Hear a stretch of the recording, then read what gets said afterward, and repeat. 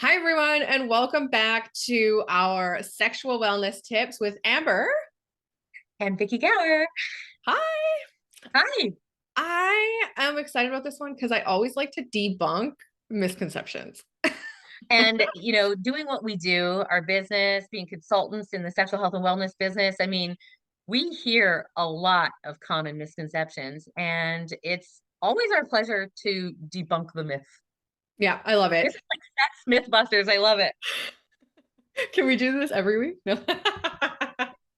So, this is a misconception I hear often. And I mean, we do parties, we talk to women every day. And I often hear every other couple is having more sex than me, right? Yeah.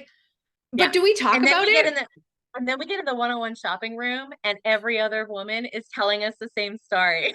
I know because Right. it's still such a sex is still such a taboo topic, and nobody wants to admit I feel like maybe I might be in a sexless marriage, or all for me at least. I often hear from friends that are, I love sex, I'm having all the sex, and when they're proud, and then you don't hear the other side of it. That's true. And that's because society tells us that you only talk about the good things. You only talk about the pieces that are celebrating whatever.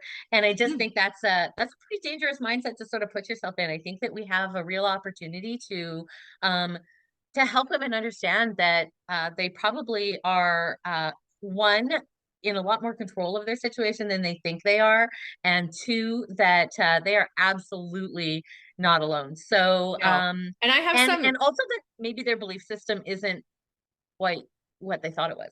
Yeah, do some research because I found this great article with some statistics, and we're going to post this in the description. But this was from tantricacademy.com. And Cool. here's a great statistic: only 48% of women want sex on a regular basis after 4 years of marriage. So, Wow. not every couple is having more sex than you. No. And these statistics are absolutely wild. You got to check out the link because this was really friggin' cool. And uh, oh, I lost it. In a study of 26,000 Americans, participants reported having sex 54 times a year on average, approximately once a week. So, Okay. but 48% of women don't even want sex on a regular basis after a 4-year marriage. Right. So how is that? Figure that math out, Amber. Right? Who are they asking? But I Yeah, yeah. seriously think there's going to be, and there's great statistics in here, but there's going to be a huge wide range of, these people are in a sexless marriage, these people have sex once a week, these people have sex, Yeah. and what is a sexless marriage? Is it once a month? Yeah. Is it less than that? If I remember correctly, I think it is 5 times a year or less is considered a sexless marriage. Don't quote me on that, but I do believe that's the stat that I read in my sexual health training. And that's slightly more than once a quarter, guys.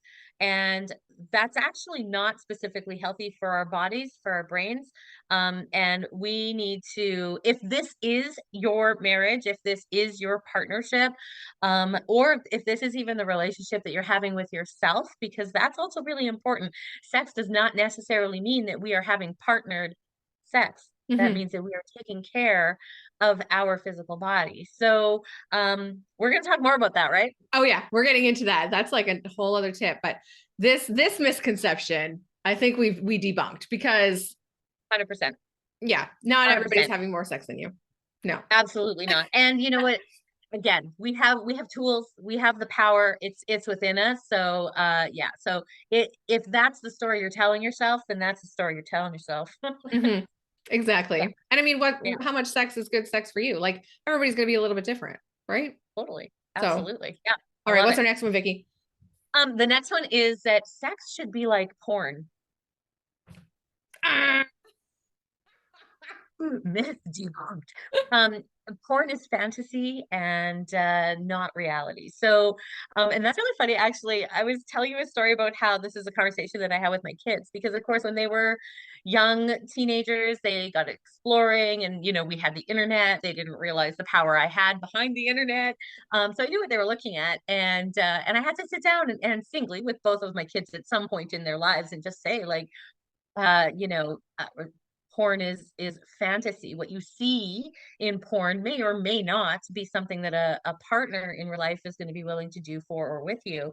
And that, while that stimulates the brain and the body, it's not necessarily something that you can expect in a relationship, whether that's short term, long term, or even with yourself. So And I feel I like think porn also, like, as a female who has watched porn, you think, okay, you see these other females in their videos and they're like over exaggerated, over the moon.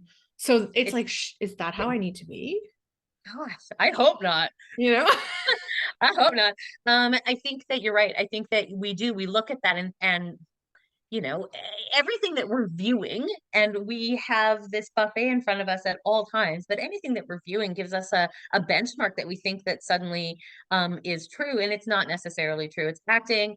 They're being paid very well to do it, and very well to do it. And almost like you and I, except we get to teach it in a healthy way. And but there can also be porn that is directed towards men versus directed towards women, and that is also really powerful, especially as a female person watching. You want to make sure that you are feeding your brain with something that is stimulating for you. And again, it is literally a precursor. It is a stimulant, just like everything else that we're watching. It Yeah, stimulates our absolutely. brains. And it can be Yeah, used of in a healthy way, but course it can. don't expect your relationships and your sexual encounters to be like it is I on the think that's where on the the TV. problem happens, right? Is when we set the expectation around the viewing, and that's Yeah. problematic for sure because we set ourselves up for failure every time. My legs don't do that. Oh, You need the sexy man. spirit. Okay. Totally. If you want to know what that is, check out one of our earlier videos. Which one was that? Sexy spreader. I love The that. bondage. It was the bondage one. Go check out Yep. our bondage video. Um, so our next misconception is orgasms should come from penetration alone. Wah, wah, wah. Like, listen, No. almost 80% of people with a vagina need clitoral stimulation to climax.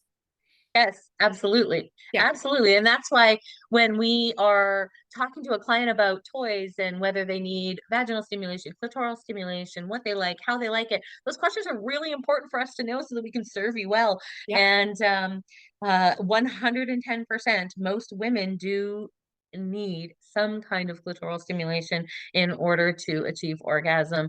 And that's why if you're with a male partner, or you're just using a toy that is penile shaped, what happens is, of course, you have to, help yourself, help the clitoris, do its job. So, yeah. Mm, And I mm-mm. think we go back, we talk about communication a lot. And I think this needs to come into account when especially when you're with a partner, right? If Absolutely. if you're not getting that stimulation and they feel like, well, am I not good enough? Because you'll get that often, right? Where, what, am I not Oh, good enough for you? yeah. And Yeah. that's not the case. And that needs to be Right. communicated. Yeah, I talk a lot about how to communicate what your needs are with a partner without making them feel like what they're doing is wrong. Mhm. Because especially if you tell a male partner that don't touch me here, they're immediately never going to go back there. As opposed to, I really like it when you touch me on this side, or when you put this much pressure, or whatever that looks like. That kind of communication is going to be incredibly life changing when it comes to what's happening in the bedroom. Yeah. So tell your partner what you like. Absolutely. Yeah, All right. What's our 100%. fourth one? Fourth one is long-term partnered sex should be instinctual. Just, Sorry, is that out loud? yeah. Oh, Yeah, are we no, debunking this no. one? We're gonna debunk this one. Mhm. I can't even believe that sometimes we allow ourselves, and again, we are in control of what we're thinking, right? So I say we allow ourselves to believe this stuff. long-term partner sex should not be instinctual. It's something we have to work on every single day. It's something that we have to work on our own bodies. And then if we're sharing it with a partner, we are in charge of how we are feeling. And of course, remember, this is overall. If you have had some kind of trauma in and around the vulva, absolutely you could have a little less sensation. If you have had some kind of an emotional trauma around sex and intercourse, of course that's going to look completely different. We are not talking about that. We are talking about someone who has had a healthy experience thinking that, oh, well, my partner should just want me, or I should just want my partner. And if we don't, And scary. oftentimes, I mean, speaking from experience and from talking to other women, oftentimes it's the actual act that Yeah. gets you in the mood or wanting more, or like it's not necessarily the ooh, they just walked by me and I want that. Right? Right. Yeah, there's a little more work to that, especially when you've been in a long-term partnered relationship, right? It's Yes. like, you've walked in on them in the bathroom, you've seen them drool on their pillow. It's a completely different That's situation. sexy. And we love that. We love all those pieces of it, but that comfortability can sometimes make us feel like everything else would just come naturally.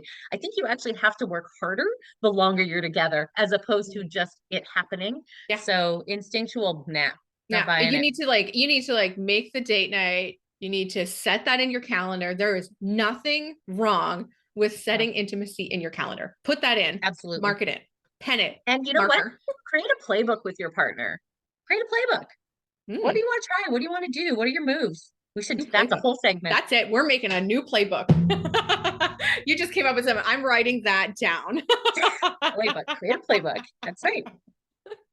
Oh my gosh. Okay. The last one, Amber. Last Yeah. one for the day. Everyone Everyone masturbates. masturbates often. Sorry, I had to. I took it from you. Okay, go. Everyone Go, masturbates it's all yours. often, but I just don't care to do it. I don't care. Yeah. Now again, we're going back to the stories that we tell ourselves. Hmm. We're telling ourselves a story when we're saying that we don't want to touch our own body, that we don't want to feel pleasure, that we don't want to feel stimulation. Um, that's a story we're telling ourselves. And you said something really powerful, I think, earlier in this segment, was that the more you do it, the more you want, Hmm. right? So the more intimacy you have, the more even conversation around intimacy that you have, it just gets those fires burning. And I think it's a really, really important piece. And um, you know, your body may have just taken a nap. It might not be that you don't care or that your body doesn't care or isn't interested. It may just be that you haven't been putting in the effort with yourself. And Yeah. I will always focus on self first before entering a partnership or a Yeah. conversation about a I mean, partnership. like I don't think this is a misconception because I really don't believe that everyone's masturbating often. Um and I'll Yeah. get how many times has a customer contact you and said, "Oh my gosh, I finally just opened my toy and it doesn't work." And the It's purchase like was a six year months ago, later. right? Yeah. That just happened to me. Yeah, me too. Absolutely. It pains my heart Hmm. when I feel like women are not taking that time out for themselves, Yeah. especially women. Yeah. I think for men, not all men, some men, but I think for men, it is more of a self-care thing. It's just something that they do Yeah. quite often. And Absolutely. again, not all men. I would never ever lump them all together. But women in general, we need to decide that we're worth that time. You are worth it, and we need to dedicate some good quality time with ourselves. And like I said, sometimes our body just takes a nap. Sometimes the nerve endings are like, you don't need me, peace out. I'm gonna just go put this energy somewhere else. The second you wake that energy up, poof, poof. Hmm. And if you're with a So partner, masturbating could also, oh, you're turning something on and now you're wanting it more. yes. And now your partner's around that day and you're like, let's take advantage of this. The kids are at That's right. school. That's right. That's right. And don't underestimate the power of what you're wearing underneath your clothing, how that makes you feel, taking care of you, mind, body, soul, and how that's going to change how you show up for yourself and for a partner if you have one. Yep, Thank you absolutely. so much for watching. Remember to subscribe.